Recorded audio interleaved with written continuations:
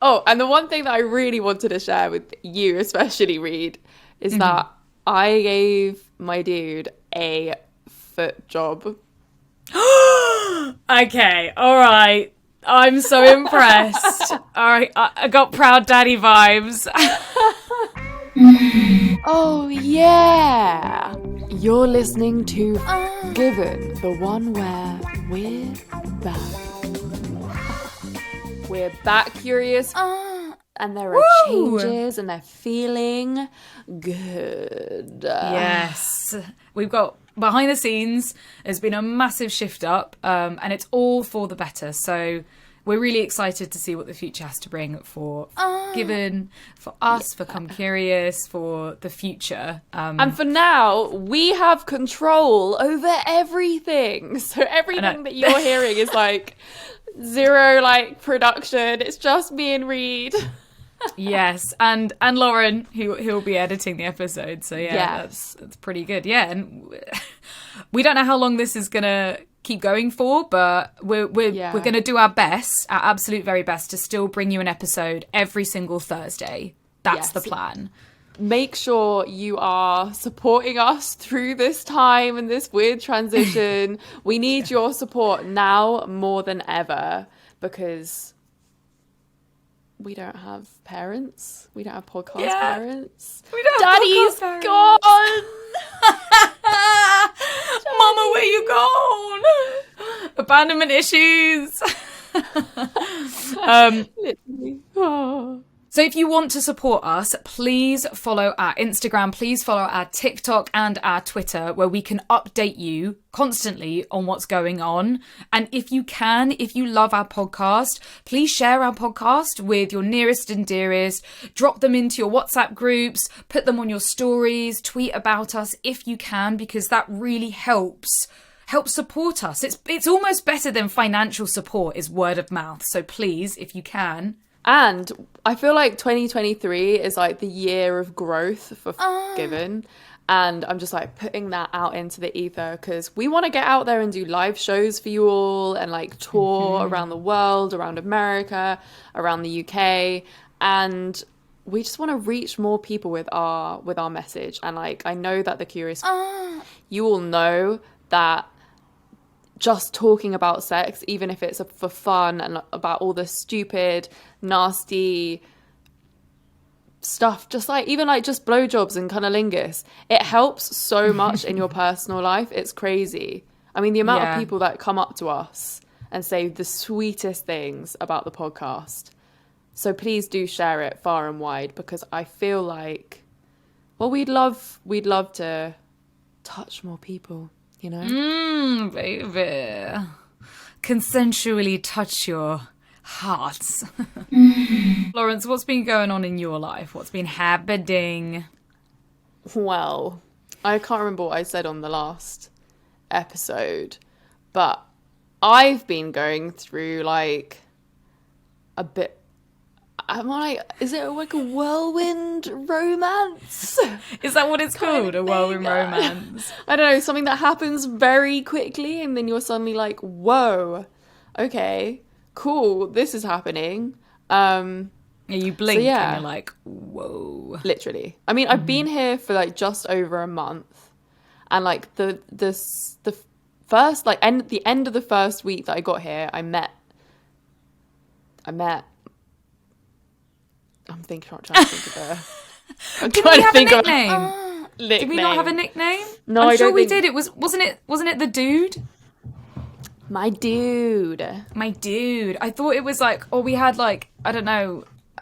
We did come up with a nickname in the last episode. Maybe I'll just say my dude. It's kind of funny. Yeah. And it's like very American. So yeah, in the first week that I was here, I met my dude, and. Yeah, and then ever since then, we've kind of just been kind of doing like really nice dates and stuff. And I know you're all here to hear about the sex. And there was something that I really wanted to tell the curious. Florence has been saving all this info up for me as well. So like you get the fresh reaction. So like the sex has been building up, like, and it just gets better and better every single time we have it. We had great high sex. Yes. What kind of high sex? As in, like, don't want to assume what drug you're taking. THC. I had a bit of I have a weed vape pen, but it's like really low THC. It's like 23%, which is like, I'm definitely like a lightweight when it comes to drugs of any kind. So yeah, I was puffing on that, and then the sex just was unreal because it was like CBD and like the smallest amount of THC, and the sex was just like everything was heightened without feeling like super stoned either. And it felt like, I don't know if anyone else has had this when they're having high sex, but it felt like I could feel his pleasure penetrating through me. Oh my God, yeah, the visuals. And also you got that fine Cali weed as well. It's not like that they have in the UK where you have no clue what you're smoking. You're like, you know what you're smoking, which is very beneficial. You know legal here. It's legal to have high sex here. Woo! That's exciting. Oh, and the one thing that I really wanted to share with you, especially Reed, is that I gave my dude a foot job. Okay, all right. I'm so impressed. All right, I got proud daddy vibes. We were just like chilling out in bed, and I actually can't even remember how it happened, but like my foot ended up on his dick, and he was like, there's something that really like hot about that. He's like, it's weird and I've never done it before, but it's like, it's kind of turning me on in like a weird way that like both your hands are like above the sheets and there's something like touching my I love this. And oh my God, it was so hot. And also it was like the first moment I was like turned on by being a little bit more dominant. And I had like one of my hands kind of like around his kind of neck and face, and then I had like one of my thumbs like in his mouth, like oh my God, stop. on the thumb in the mouth, and like I literally just felt my drop. Jesus, exactly. Like I was just like, wow, how he looked so hot with my hand in his mouth. God damn. I was like, what is happening? And I was just turned on by the kind of like power as well that I felt in that moment. Because he seemed like it was like I guess it's kind of a submissive thing to accept to do, like having a thumb in your mouth. Yeah, I guess, I suppose it depends on how you see it, really. But I think majoritively it is, but it depends on the mood, right? It depends on the vibe. Yeah. So yeah, and then he was like looking at my foot, touching his dick, and he was like, this is kind of cool. That's the best reaction. It's like, I'm not sure about this, but like, okay, I'm enjoying it. Let's run with it. Yeah, and that was the first time that I've ever done anything with my feet. So nice. I'm very proud. It's quite hard to do stuff with your feet. It's a bit of a workout. Oh my days. It is the hardest thing. Like, it's hard giving head. It's hard giving a hand job because it's like, you know, it's a lot of muscles involved. But a foot job is, you have to put so much effort into it. You have to engage your core. And it's always a really awkward position. Yeah. So my recommendation for the comfortable foot job is basically not to give the foot job necessarily. Do until you can't do anymore, but then recommend them to grab your feet and like basically use your feet as like a fleshlight, as like a sex toy. Lube as well, or oiled up lube. That is, and there are so many ways that you can feet as well. Yeah, because it just gets too much. Like foot jobs, like I can't do them for too long at all. All. So you kind of just have to like find the way to make it work for a long time. Well, there's a first for everything, and what I like about him is that he's so open to exploration. And it's just like, we were in the shower and he pissed in the shower, and I was like, what's going on here? And and then I think I asked him a question. I was like, do you get turned on by that or something? He was like, what, like pissing on you? And he and then he was basically like, please go on. And then we ended up after having that conversation. Oh, all right. I really hope we've got a kinky boy in the midst. A kinky boy. So exciting. Yes. love It's a like, little I love it when they kinky think boy. they're vanilla, but then they're like, and their whole world opens up and they're like, I don't feel shame around this anymore and I've been wanting to do it all this time. I mean, I feel like that's most people, right? I feel like Yeah. if you just are given the opportunity, it's like, well, yeah, actually, that foot turns me on, or like that piss turns me on, because it's like weird and like naughty and dirty. Yeah, or like, can I fuck your armpit? Or like, I don't know, can I jizz in your hair? Anything. So cool. Yes. Yeah. I also might want to just put a disclaimer in when I was talking about how difficult, blowjobs and wank jobs are. I'm talking about, all oral. All oral is actually a lot of hard work. A lot of hard work. And there's a lot of pressure around oral. Sometimes even more so than like sex. Skills wise, you're kind of expected to know what you're doing with oral, whereas like sex, you can kind of get away with like just putting something in somewhere and like rubbing something. Did it feel good for you? Did you enjoy? Yeah, I was enjoying like turning him on. That was kind of what I was getting out of it. I was just like, I really love the fact that you really love this. Yeah. And like seeing his pleasure. And then also I gave him a hand job afterwards. And it wasn't my best hand job. But he said it was the best that he's ever had, and I was like, stop it. That's amazing. That wasn't even my finest work. Yes, gold star to you. That's so good. Yeah, so just put it on my chest. Yeah, Slam it on. with the foot play stuff, I feel like once you get rid of that shame feeling and the ick feeling and I'm so embarrassed, like you can really start to notice how pleasurable the bottoms of your feet are.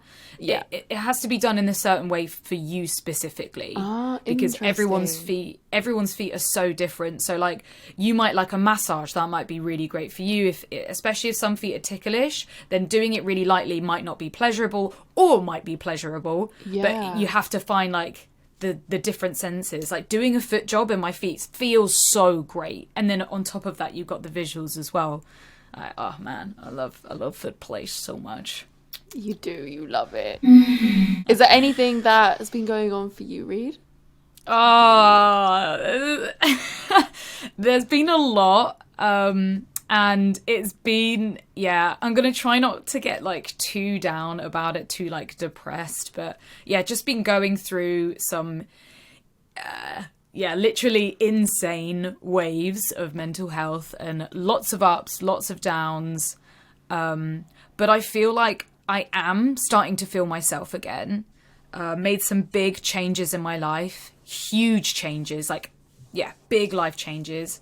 I think I mentioned on the last podcast, I'm seeing a new therapist, a Gestalt therapist, and that's been really incredible too.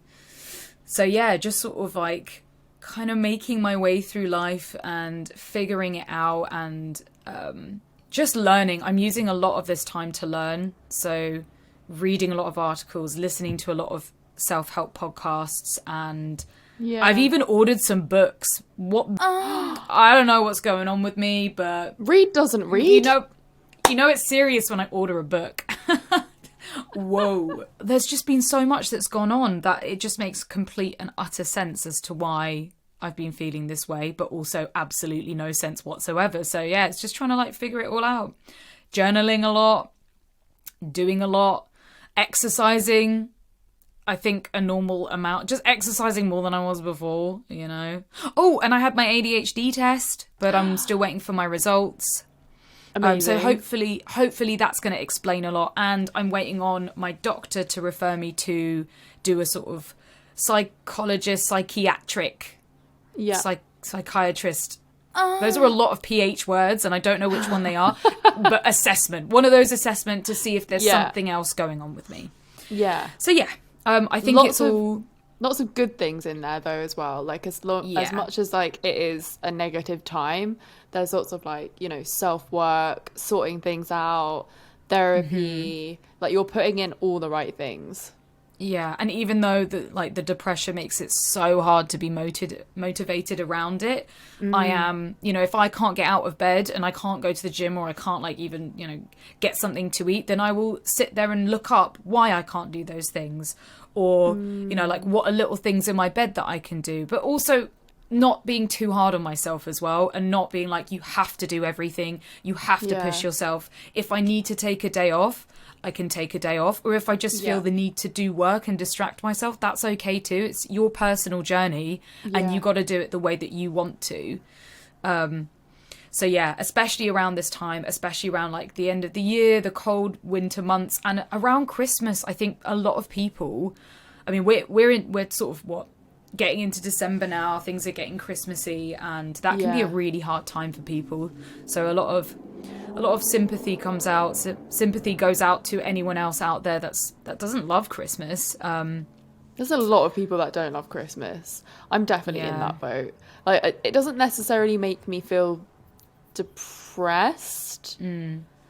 Last year it might have been slightly different because I was going through it. I think if you're not in a good mental space and then Christmas is on top of it, it can be really jarring, because you're just seeing like everyone getting ready to like be festive with their families, and like, most people's families aren't like that, like there's so much not broken homes, but like dysfunctional families, and like, different ways of being a family.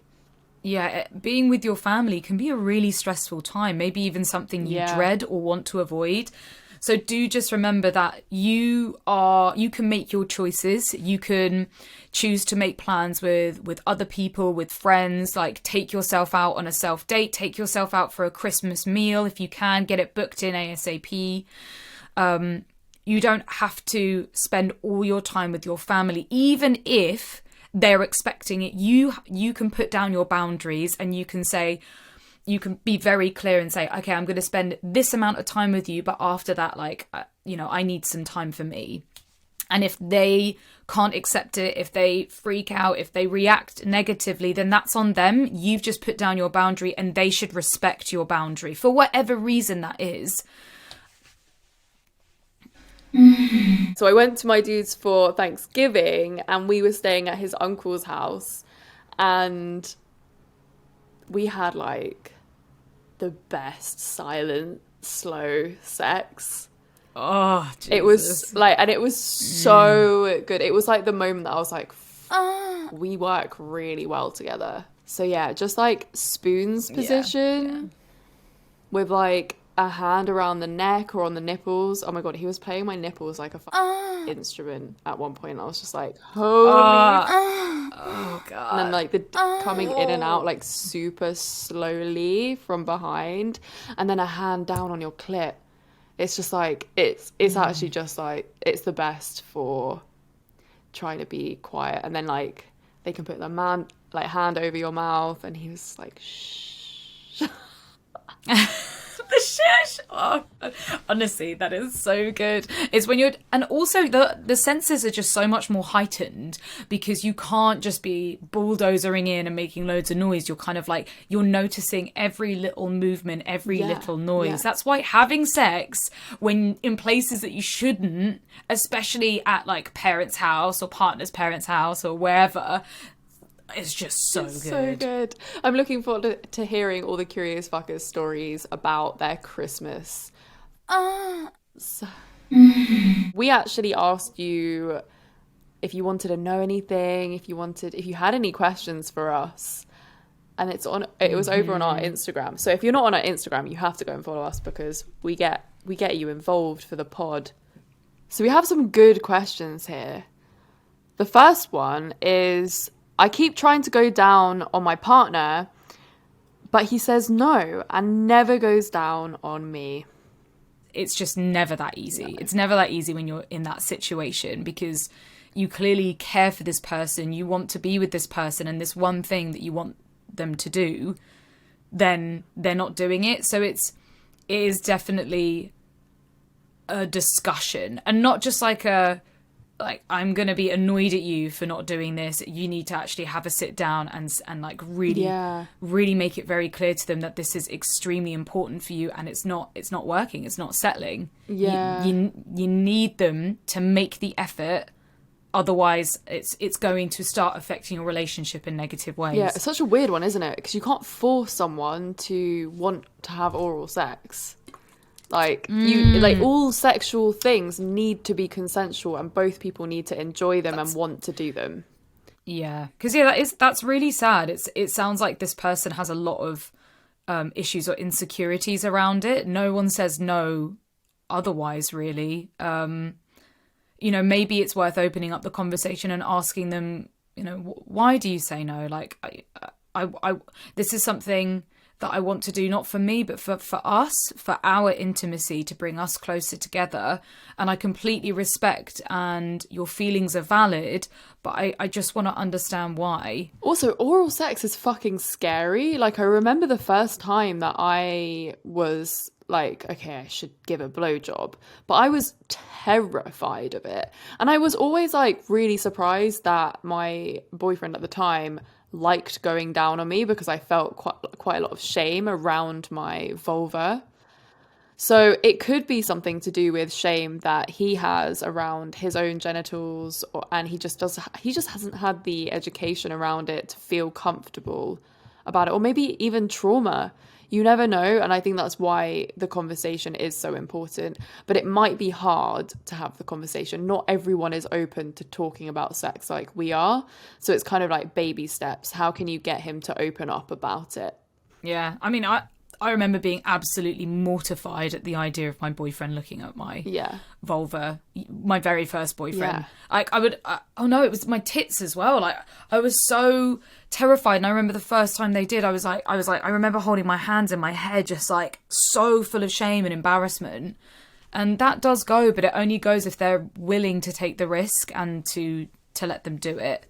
But it's also, if that's something that you're missing, it does need to have a conversation. Yeah.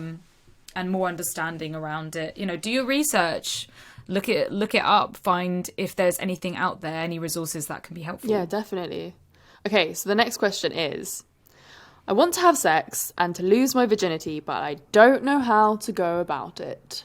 Yeah, that's also very hard. It depends on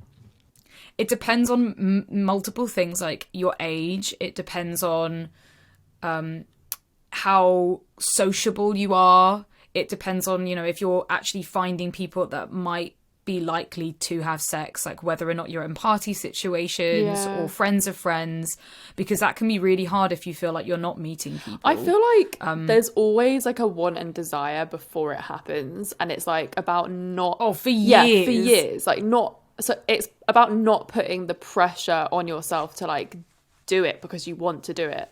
I remember like...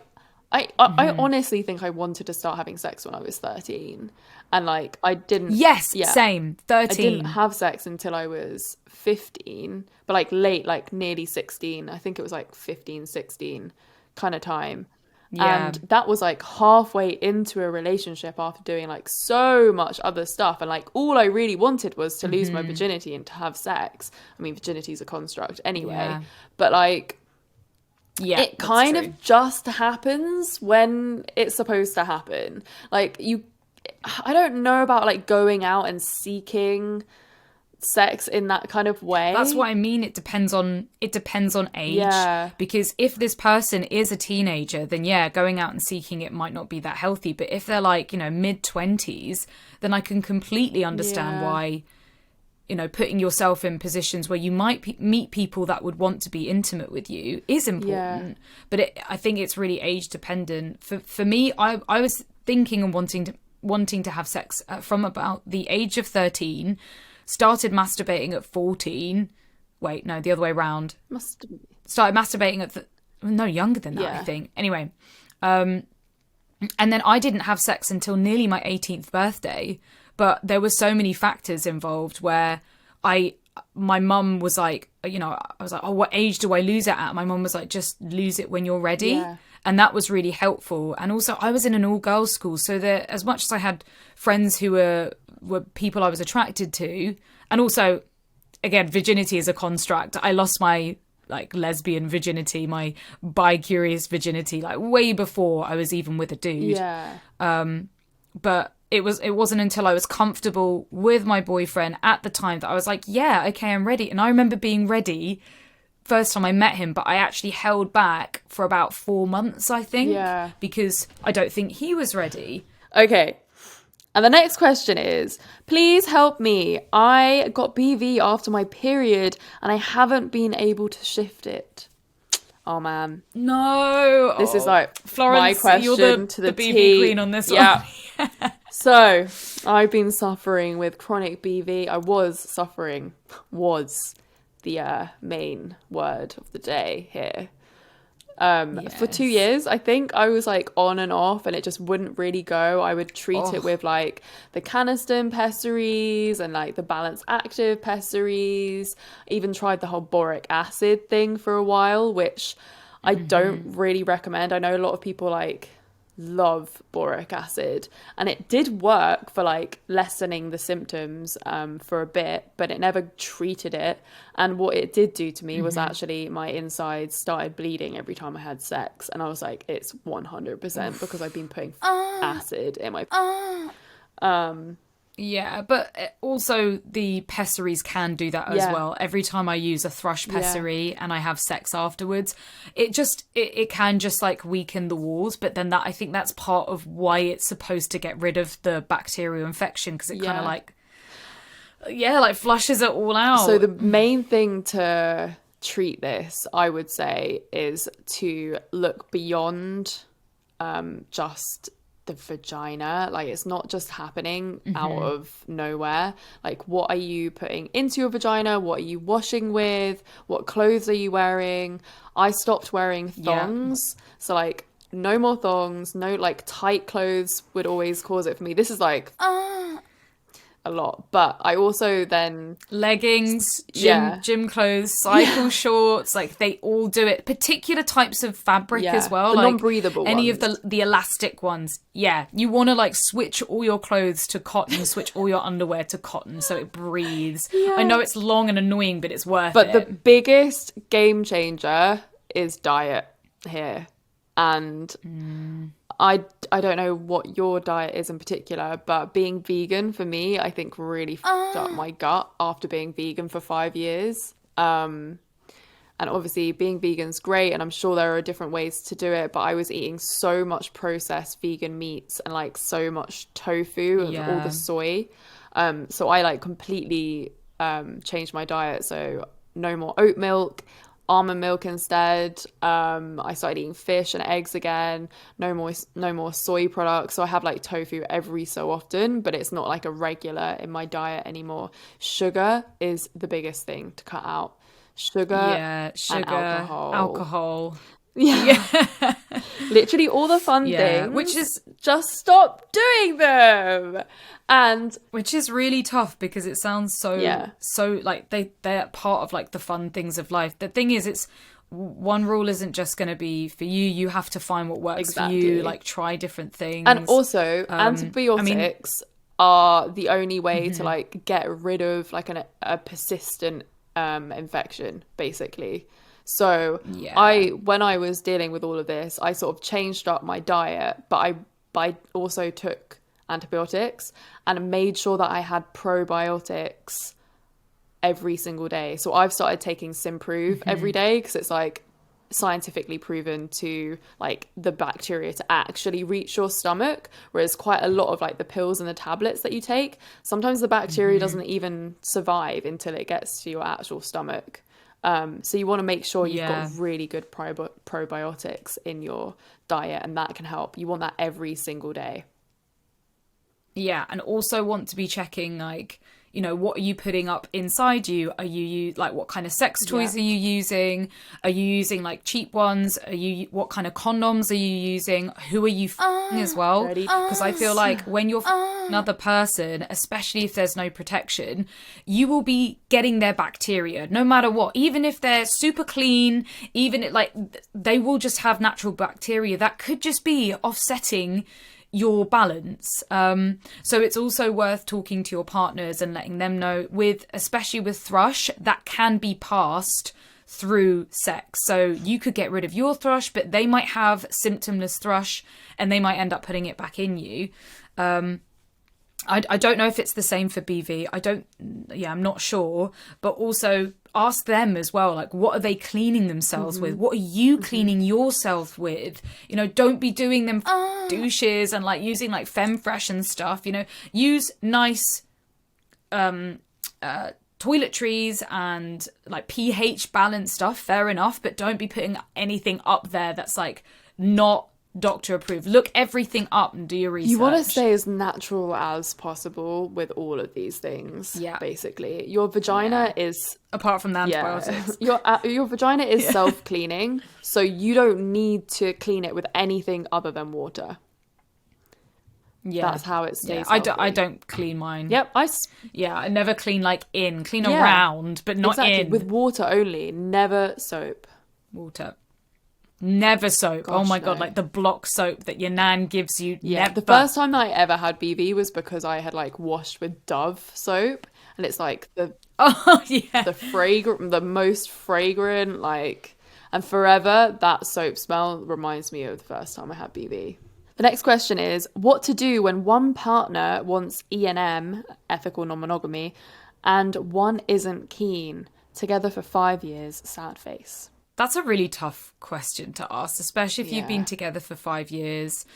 It's definitely quite a big value that you both disagree on. I think you can make it work.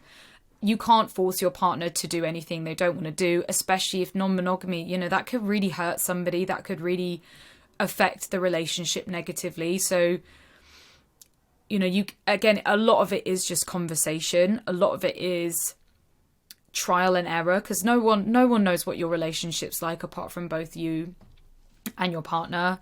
And the best thing you can do is just try to explain why you want this, why you might need this in your relationship. And if you can see a future without ethical non-monogamy, then it's worth staying. But if it's the thing that you keep thinking about, that you keep wanting, it's worth asking if you can try it. You know, like, you know, to say a lot of hypotheticals, but that could also really negatively affect the relationship. Is there any way that you could get what you want from non-monogamy without being non-monogamous? Like, would they be interested in a threesome or like group parties, sex parties where you go together? Basically, they're just like swinging and group activities, I would say. Would they be more interested in something like that? And you would kind of get your fix of non-monogamy through that. Or if it's like porn, I don't know, like anything that you can do together that's sexually explorative that would give you what you want from that world. Because non-monogamy is you get to make the rules. So your version of non-monogamy might not be sleeping with other people. It might literally be flirting with other people or sex chatting with other people online. And that's it. That's where you draw the line and draw the boundary. And whether or not you decide to talk about it or not, you know, there are so many different things to non-monogamy, but you just have to find what works for you if that's what your partner's okay with trying. But again, if not, then you have to ask yourself, do you want the non-monogamy because you're visualizing sex or intimacy with other people, or do you want the non-monogamy because it's really something that you can see in your future and nothing around it? I would even say go to couples therapy over this. I feel like talking it through with a professional would be really helpful. We love professionals. Yes. We love professionals. Because we are not. Someone said, how is Florence settling into the US? Very well, thank you. Cute. Very well, curious. Cute. Ooh. How to make the most out of glass dildos? Oh, hello. That's a cool question. That is a really cool question. Glass dildos can be quite versatile in terms of like temperature play. Yeah, I think glass dildos are really underrated. They're not as obviously like malleable, but they can feel so good. They can look so sexy. What puts me off is the temperature, is that I have to warm it up before I use it because I don't like it being cold. But it can be a real positive or bonus if you like temperature play. I think it's cool to experiment definitely- with that, because you can either put it in like a bowl of like hot water before or cool water. Well, not hot water, like warm water, because you could try it being like slightly warmer than body temperature as well. Some people really love that. Yeah, I feel like glass sex toys are mainly for solo pleasure or to be watched. When I've had glass toys used on me before, the person has to really know your body. So that, it's not in a different angle. So you have to be very communicative. But it's definitely, I don't know, there's something very beautiful and visual about glass sex toys. They look so sexy. I love it when you like get them fully lubed up and it's just so slippy and like I would say to make the most of it, definitely try using like different types of lube as well, because it's glass. You can use like oils, CBD lubes, and like all of that stuff. Anything. Yeah, you can use anything. I would recommend, if the glass is too cold, maybe run yourself a bath and put your glass toy in the bath, so when you're in the bath you can play with it. That would be quite nice. That's cool. But also, just to say, it's toughened glass, and it is so, I don't even think it's possible for them to break unless dropped. So don't feel anxious about using the glass. They wouldn't put them out on the shelves if they weren't completely safe. Okay, so our last question of the podcast is, I can't tell the difference between squirting and orgasming. I can squirt over and over again, but other times I've slept with people and haven't. The sex has felt good with others, but if I didn't squirt, have I orgasmed? Oh, that's fascinating. That is really fascinating. I would say that I definitely don't know enough about squirting. I actually don't think that like science and research knows enough, because there hasn't been that much research into it. Yeah. We hear a lot of different things, and there is new stuff coming out about squirting. So yeah, I mean, squirting, I've been told, isn't necessarily an orgasm. That's what I was going to say. It's more of a release. Yeah. You can still squirt separately and orgasm separately. But for some people, that release, that squirt release, is pleasurable enough to be an orgasm. Yes. Yeah.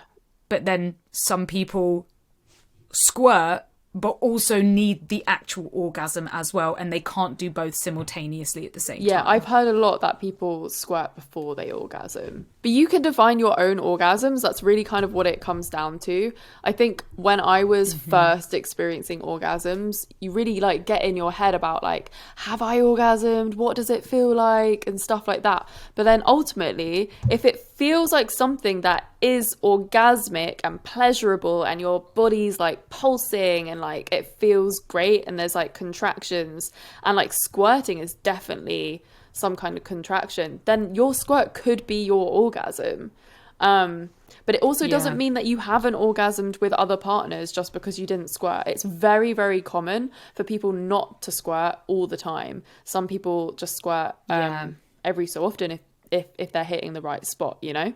Same with orgasms, right? Yeah. Some people orgasm, some people don't, Yeah. you know? Like, sometimes you could be with someone that helps you orgasm every single time, yet maybe at some point you don't. I think it is subjective. But yeah, I don't know. I think they are two separate things, but I still think that you can consider squirting an orgasm or a pleasurable orgasmic experience. But again, I don't squirt, so I don't really know enough, and I'm sure there are listeners going like no, it's this, and no, it's that, and that's absolutely fair enough. Yeah, please do write in. Join the Curious Fuckers Club on Facebook, and please let us know what you define orgasms and squirt as. It'd be cool to like come up, start a chat for sure, in our little community space.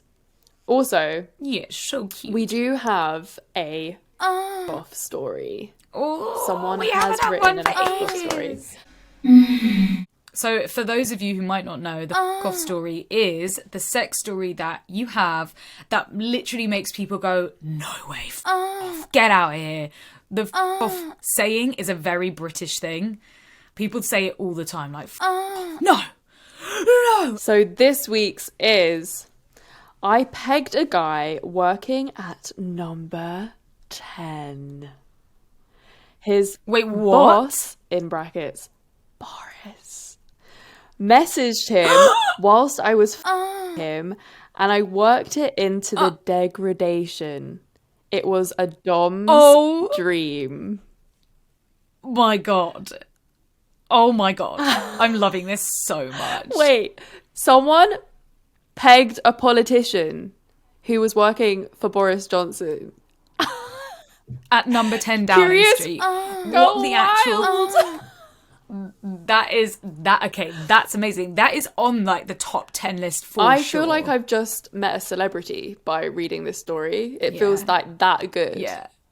Thank you so much for sharing that with us. That was incredible. I cannot believe... I'm just imagining it now, like pegging this person, dominating them, degrading them. And Boris texted them. Oh my God, what would they have said? Like, oh my God, the Prime Minister is messaging you whilst my is in your ass. Yeah, I love how you went like... you went American. I don't know, I should be like, oh... Yes, yeah. You have to do the posh British voice. Be like, oh, you like that, don't you? Yes, you love it when I'm fucking... As your boss messages you. Yeah, look at your phone. Look at Bojo. Yes, you Tory scum. Oh, I'm so into it. That's hot. Oh my God, that is so good. What an amazing way to finish our first little independent solo podcast recording.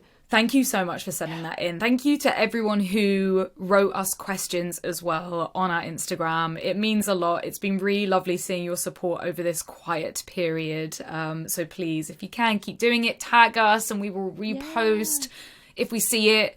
Also, tag Florence and my personal Instagrams as well so we can see it on there because we're not always on the Come Curious Instagram. Yeah, I mean, if anyone wants to work for us and everything. Become our social media guru, then slide into our DMs on Instagram as well.